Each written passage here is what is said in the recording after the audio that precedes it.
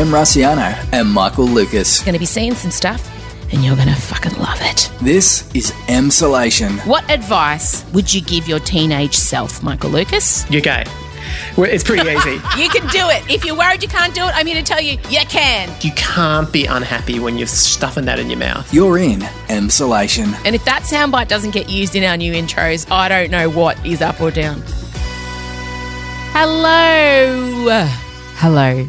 Can you hear how glad I am that you're here? Can you hear the warmth toward you in my voice? I'm continuously grateful that you choose to listen to this podcast. This thing that I make with my best friend that is completely and utterly us, me, unfiltered. Well, let me filtered because I do want some people to listen. We just swing from the weirdest topics and you trust us and come along for the ride. And I'm glad I get to make it. Oh, my God. Well, I have a lot to talk about today, especially with Michael. I'm a little bit disappointed with the crown. I'm not going to lie. I'm having some big, real feelings as when Elio's having a meltdown, I say to him, I know you're having big feelings, baby. It's okay. Have the big feelings. I am having 2-year-old style big feelings toward the crown. I won't give it away. Why? You'll hear that very shortly. And Harry Styles in a kilt. I had to check his age so many times, but it's okay. He's like 26. So it's totally fine that I am viewing him in such a light. And Dolly Parton solved COVID, just an FYI. Hey, I wanted to talk to you about the power of saying no. No, thank you. No, thanks. Can I think about that? I don't think I have time for it. I've had a big week of saying no. And I just wanted to share with you the joy of it because despite what you may believe about me or have read about me, I am a people pleaser. I am someone who likes everyone around me to just feel good because I think I'm an anxious person. When I was a very young kid, I was like a barometer. I'd walk in and take the anxiety temperature of the room. And I would know, if my mum needed bolstering, if my dad was okay, anyone else, my friends. And then I would immediately kind of switch on the charm offensive and the class clown. And I think that's how I learned how to be funny. Because I always kind of felt like it was my responsibility, and poor little Em on her shoulders, the heavy responsibility of kind of lifting everyone up and making them feel good, because I don't think I felt good. All right, psychology, come through. How much counselling have you had? All of the counselling is the answer to that. But I've never really been good at saying no. I'm really good at saying yes and then going away and feeling resentment and then fantasizing about 9 different ways to get out of what I've agreed to. And then building myself up to so much sickness about the thing I've agreed to that I don't want to do, I'm an expert at that. But what I'm not very good at is being okay with and I'm going to frame it incorrectly, but letting people down. But really, if I say yes to something I want to say no to, I'm actually letting myself down. More therapy talk. But this week, I don't know. I think because, I'm in Dream Week, guys. Remember Dream Week? Yeah, I've got my period. And I just felt the need to kind of put a bit of a protective wall around myself. So there's been 2 occasions that I said no to things I normally would have said yes to. And one of them was a favour that a friend asked of me. And in the past, I've said yes to this friend every time. But this time, I also kind of feel like this friendship is sometimes a little bit one way. They're a lovely person, but sometimes I feel like they only come to me when they want something. And I did read through all our text message exchange from this person. And indeed, anytime they've contacted me, it's for a favour. And this was no exception. So I said to this person, look, and I told them the truth. I didn't tell them I felt our friendship was one way. I'm not that brave. Not always one way, but mostly. I said to them, look, I'm really slammed at the moment with everything else. I'm trying to kind of protect my energy levels given the year we've had. It sounds like a great project, but I respectfully decline to take part. And they were fine with it. Oh, my God. They were so great about it, truly. And I just thought, could it have been this easy all along? Another thing came up about hosting my husband's family Christmas at my house, and it's our turn. it's our turn to host my husband's family Christmas at our place. And I didn't know that. Scott had forgotten to tell me that. And then my sister-in-law contacted me and said, hey, are you okay with us all coming there for Christmas, if we're allowed to? And I wanted to burst into tears. And I went to type, yes, of course, can't wait. And then something in me just went, no, tell the truth. So, and my sister-in-law is amazing, Lucy. She totally gets it. She also gets what it is to be married to a barrow. And we're an elite club. And I said, honestly, that made me want to cry. I have so much work to do. I just don't think I'd be able to pull it together without some kind of psychological breakdown. Is it okay if we don't do it this year and I'll do it next year? And she was like, oh my God, yes, that is so fine. So again, it was totally okay to say no. And as long as you're respecting them when you say no, it's fine. So I guess what I'm asking you today is, are there situations, are there areas in your life where you could say no and just protect your heart and soul a little bit rather than giving it all away? Because I'm very aware, as I said in our last podcast, we are coming into the time of year where if you are in charge of the domestic load, oh my God, I feel my heart racing as I say this to you. If you are in charge of the domestic load, you're about to hit like grand final terms. School's about to finish. Christmas is coming up. Lots of family stuff, end of year wrap-ups, those kind of thing. And it's been a massive, emotional, big, hard, turbulent year. You need to start putting some tank. You're Super Mario. You need to start filling up your energy tank. You need to start protecting yourself. And you need to look for small wins. And if you say, no, you know what, I'm not going to host that stall. You know what, no, I actually can't babysit that person. You know what, I'm not going to be able to cover the Christmas shopping this year. Here's a list. Would you be able to go and do that for me? Do you know what I mean? Do you know what I mean? I need a T-shirt that says, do you know what I mean?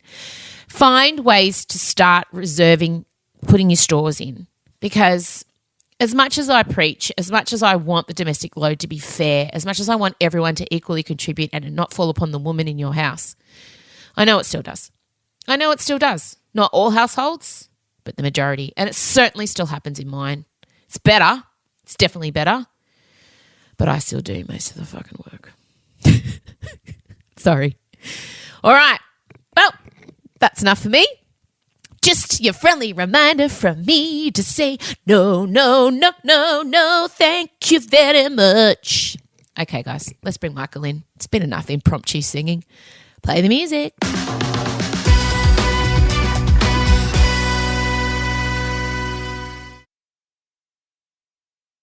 M. Rusciano and Michael Lucas. This is Emsolation. All right, I've already had to scream save it at him 6 times, so we're ready to go. Michael Lucas. We're cranked up. I feel like you're particularly cranked up. I am cranked up. So many things to talk about. Let's start first with the documentary, The Crown. Or are you going to subtract that subtitle from how you breathe. describe this series? I'm really mad.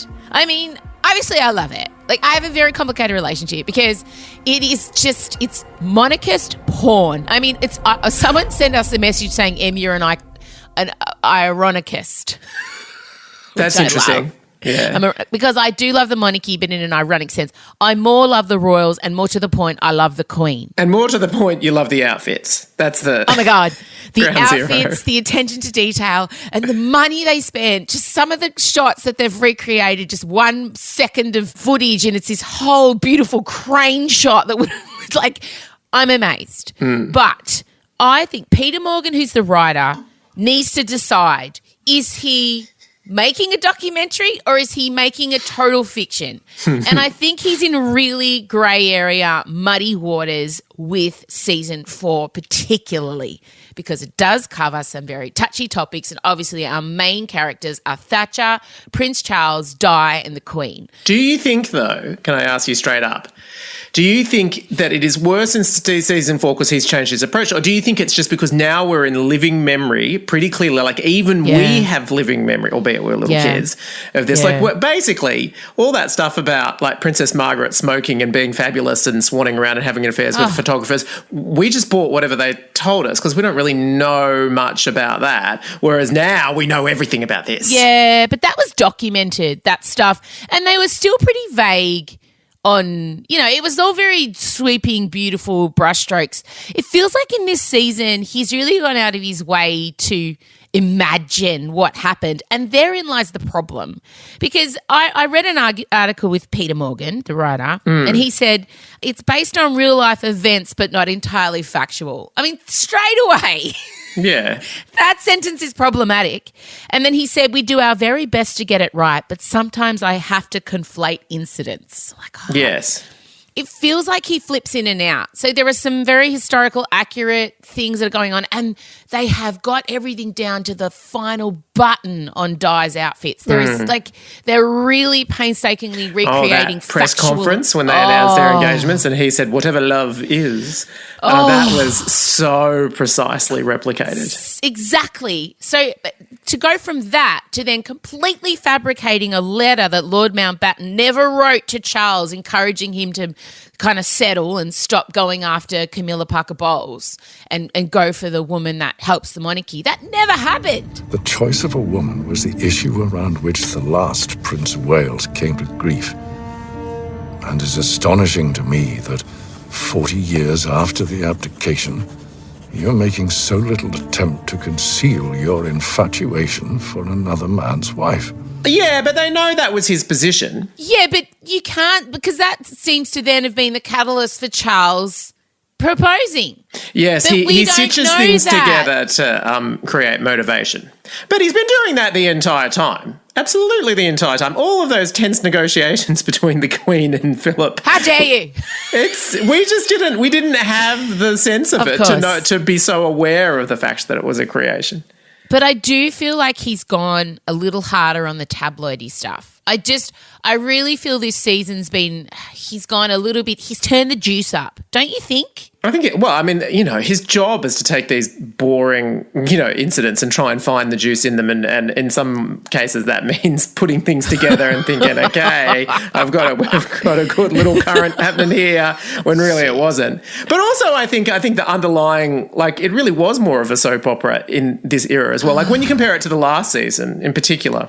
I don't know if I could do it. I'll do it. Obviously, I'll do it. I would also say part of the weird thing about it is in previous seasons overall, like when you described it as monarchist porn, I would have said, yes, The Crown absolutely is good for the monarchy because it makes Queen Elizabeth seem like this sort of stable, sensible, well-meaning woman. She still is in this season, but let me tell you, if I was Charles, it would be uncomfortable viewing. Oh, mate. He's one step short of a sociopath. I know. And Andrew, but he's done himself in, really. Dude, there's a scene with Andrew and the Queen where they're having dinner, where she's trying to decide her favourite child. By the way, that episode, the whole premise was ridiculous. Felt like a Year 10 media studies project. The way that script was written, I wanted to rip it from Peter's hands and redo it. Yeah. We don't need you to join the dots for us. The Crown audience is quite intelligent. I speak on behalf of all Crown viewers. We don't need you to physically have someone say my favourite child is, and then as if the Queen went on a crusade to interview all her kids to decide who her favourite was. No, that was just his little premise. But then he literally sat there and talked about being liking watching young women being seduced. Yes. As if that conversation happened. It's really set up. Well, no, he did date that woman and that he was talking about, and we know that he. Yeah, I know, but do you think he openly spoke to his mother, the Queen, who he wasn't that close with, who was intimated that he's her favourite, and said, yeah, I'm dating a woman, and it was I liked watching her in a movie where she was a schoolgirl getting seduced by lecherous old men. Yes, I think it's unlikely. I mean, it is a weird thing. He's using these real life characters to create a fictional story, really. And I must admit, the weird thing for me watching it is, I'm right now writing a show set in the 1980s that involves some real events, and I am so cautious. I can't even tell you how cautious. If a real life character comes into this story, I keep on thinking their children are going to watch it. Well, I don't know. To a certain extent, all biopics are fictionalized takes on what happened. But is this a biopic? Well, it's the long form. And I think that's part of the problem is because it's the long form, they have to come up with all these little premises for episodes. True. So we need things like the Queen in this episode will decide who is her favourite child. And I just don't believe that Thatcher's daughter went her and said, "Why is Mark your favourite child?" Again, the writer shoving it down her throat that this is the theme, guys. Thematically, This episode, just in case you're not sure, is about picking your favourite child. He loves a thanks, theme. Peter. He really does. And he's not afraid to hit it pretty hard. Mate, I love a theme. I get it. A theme's great, but I don't shove. Oh, actually, I did have vaginas, but that's fine. So I'm a comedian. But the other thing I want to talk about is the whole complex relationship that Britain has with Thatcher. And the way that Gillian's portraying it. You sent me the most hysterical text about Twitter talking about how she's doing it as Gandalf. True courage is about knowing not when to take a life, but when to spare one. There's no such thing as political murder or political bombing or political violence. And I can never. I watched it last night. It was going, you must decide. And I was, as she was speaking last night, I just kept flashing to Gandalf. You shall not pass! Oh my God, you've ruined it for me. I'm so sorry. But yeah, I mean, the terrifying fact is at the start of this season, she is only 10 years older than I am right now. Not that Em is. Let's be known that Em is much, much younger than me, much younger. Thank you. 4 months, in fact, but on paper, a year. On paper, it's a year, guys, 4 months. But when someone says to Michael Lucas right now today, how old are you? I'm 42 years old. How old am I? Oh, You're- I'm 41.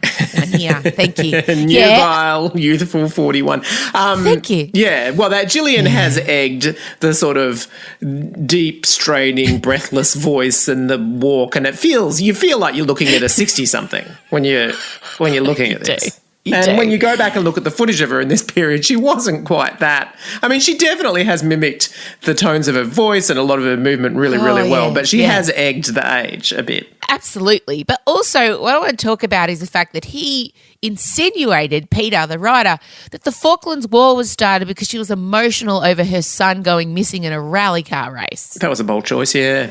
Oh, wow. Bloody It was emotional women. definitely shown that she was conflating her emotion with her missing son into her desire to take a very hard stance in this conflict. As we've just heard that her son is missing, no one can find him. And then she says the line, we must not leave the people of Falklands to feel as though they've been abandoned. I'm like, oh, for fuck's sake. Thank you for drawing the fucking line again, Pete.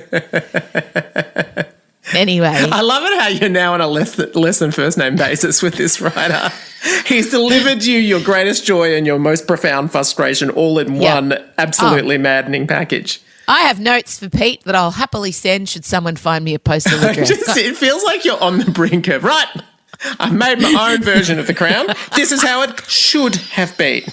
100%. I would have showed the whole wedding. I would have showed getting ready. I felt very ripped off when we only saw the back of the dress. It's incredibly accurate. There are musical numbers. Allegedly, they didn't sing, but in my version, they do.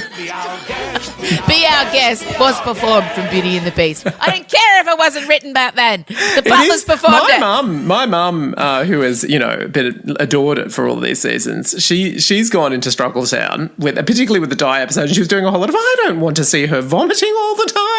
And I'm like, That's true. We do know that bit happened. I mean, there's no question about that. But also, it really has shocked me how hard they've gone. I mean, that episode was called Fairy Tale, and they really went out of their way to make you. It was like a psychological horror. I know. If you had any affection left for those early days of Charles and Diana, they bludgeoned it out of you. I just can't believe there was zero romance. For me, I just thought perhaps they conceived two children. There must have been at some point some tenderness between the two of them, but not in Pete's mind. Pete has her locked up as a fucking modern day Rapunzel. Well, it does feel like it's aligning with the way she painted the situation. If you would say when they're covering Diana, they're sticking a bit more closely to her telling of events. All right. We'll move on to her. Oh, I have no doubt we'll be returning. I mean, how many episodes you've got to go? You're only halfway through, aren't you? Not even. I've just finished the episode about the guy who broke into the palace. Oh, you've created a new category. We've had hate watches before, but you've got a love-hate watch. 100%. Sorry. Now, I need to talk about something to soothe me, and that's Harry Styles in a skirt on the front cover of Vogue. Watermelon sugar high. Oh, my God. Thank you, Gucci. Thank you, Vogue. Thank you, Harry Styles' mum, who you pointed out is only 9 years older than you, 10 years older than me. Until March. If you're listening to this in March, just let it be known we are both 9 years younger than her. Shut your mouth. Wait, just let me get this. Woo!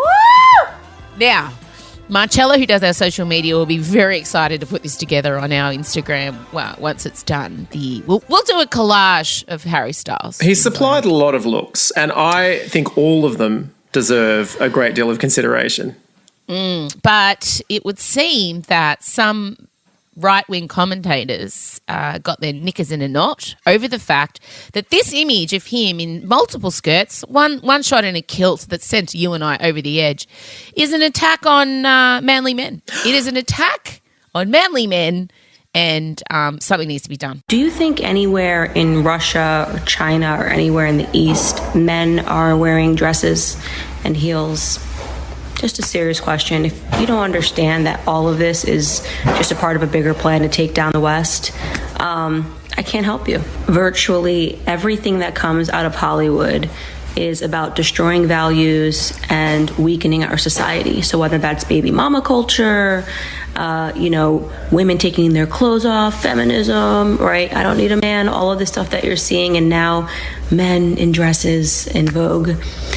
If you don't realize by now that Hollywood is satanic and you should not be idolizing those people, I can't help you. I just suddenly realised, of course, the kilt. I didn't realise the jock connection that was playing in here. My God, it was happening subconsciously. Only just now. That's why you sent it to me.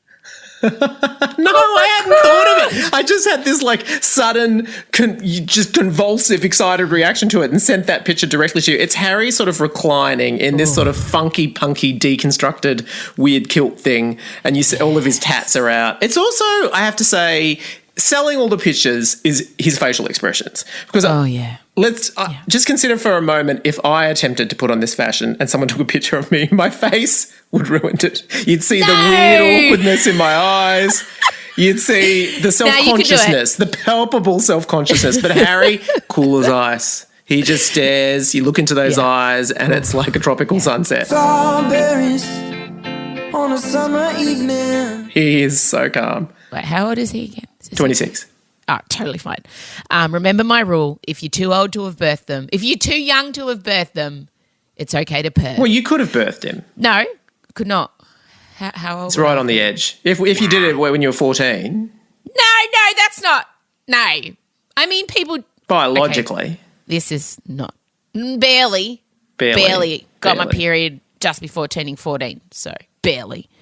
Here is what Candace Owens had to say. There is no society that can survive without strong men. The East knows this. In the West, the steady feminisation of our men at the same time that Marxism is being taught to our children is not a coincidence. It is an outright attack. Oh no! Harry Styles is attacking masculinity! Run, men! Clutch your balls and penises and run for the hills! I just, it's 2020. I'm so exhausted by this topic of conversation. I just can't believe that anyone is threatened by Harry Styles. And can I remind everyone that kilts were worn into battle by great Scottish warriors.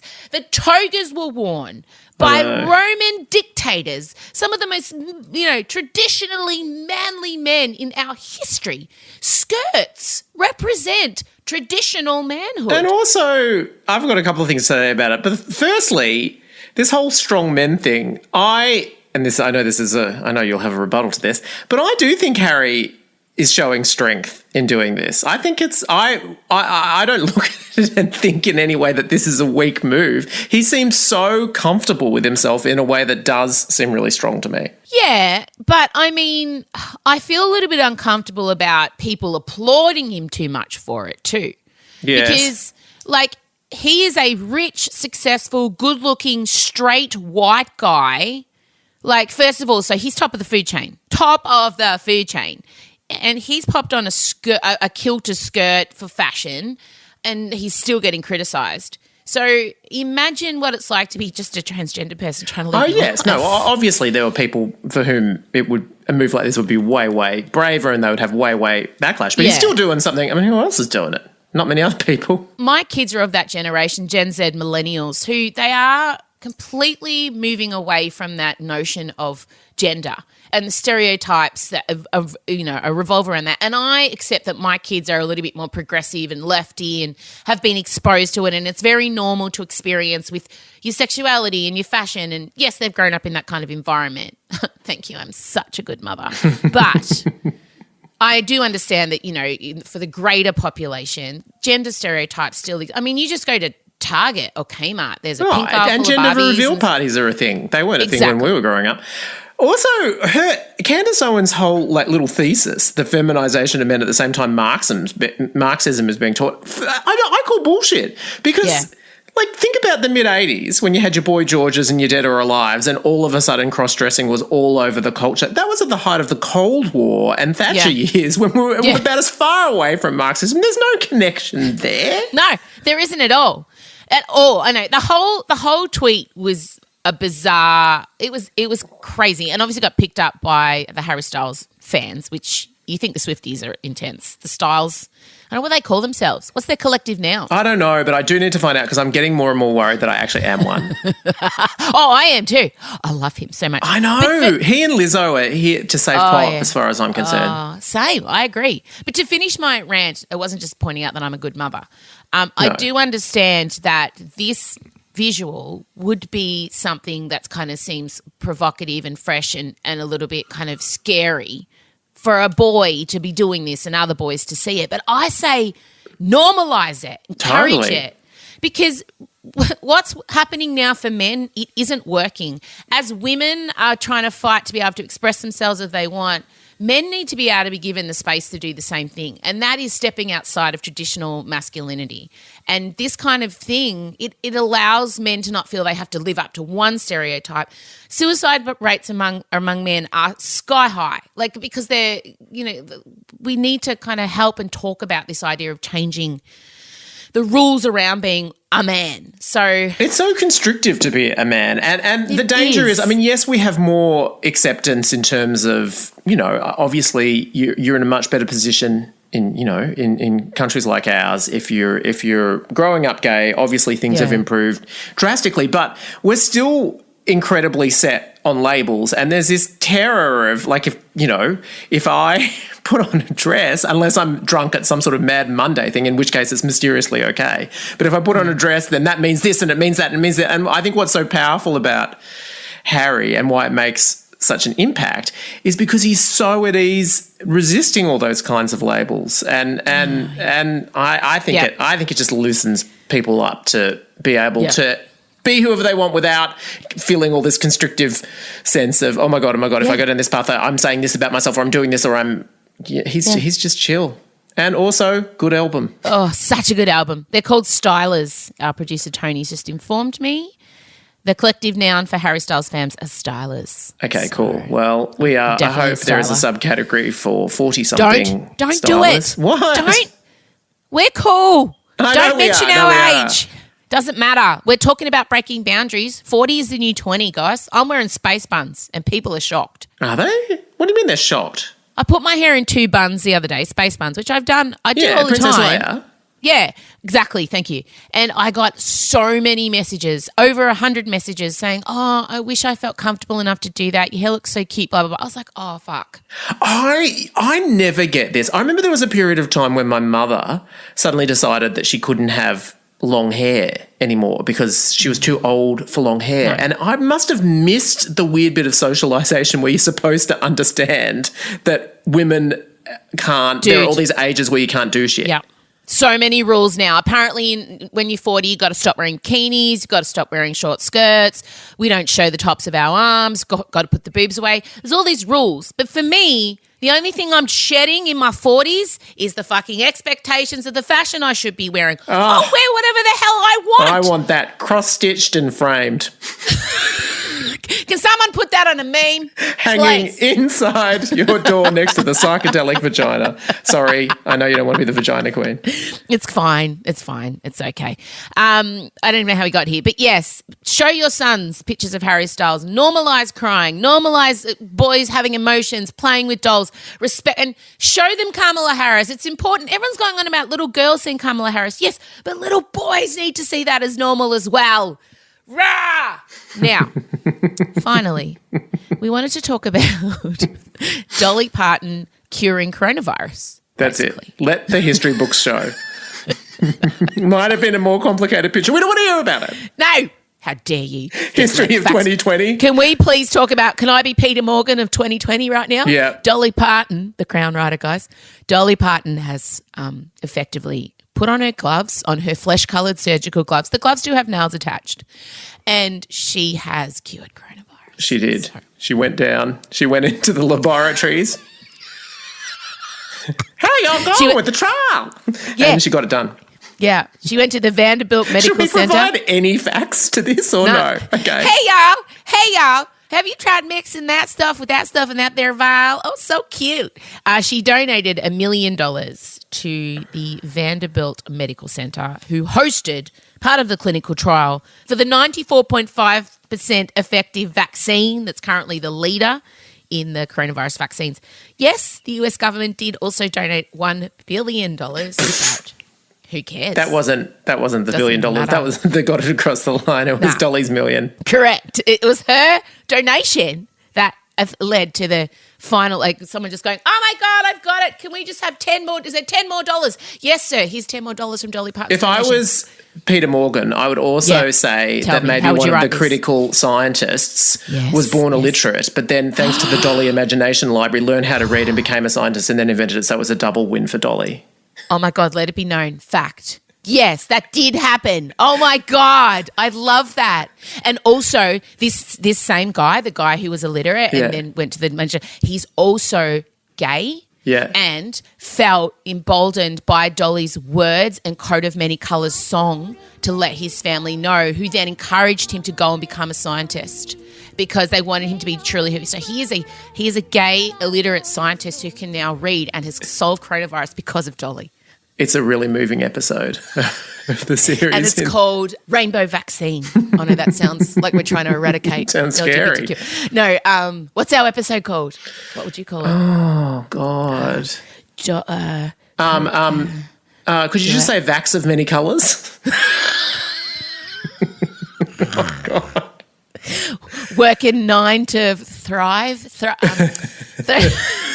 No, we'll come up with working to 95%. Oh, that doesn't really effective work. rate. Yes. Yeah. We're both writers, guys. Thank you. All right. Well, I'm exhausted. Jesus. You did want to make a little correction. We've seen some really sad, distressing scenes coming out of South Australia where people in hotel quarantine have been told they've got to do another 2 weeks. I totally get them wailing. I would be wailing. If you're listening to us in quarantine now, like Michael Festival wishes to apologise for something. I want to apologise for saying, because I was saying it jokingly about how your first reaction when you hear about Adelaide is shut the borders.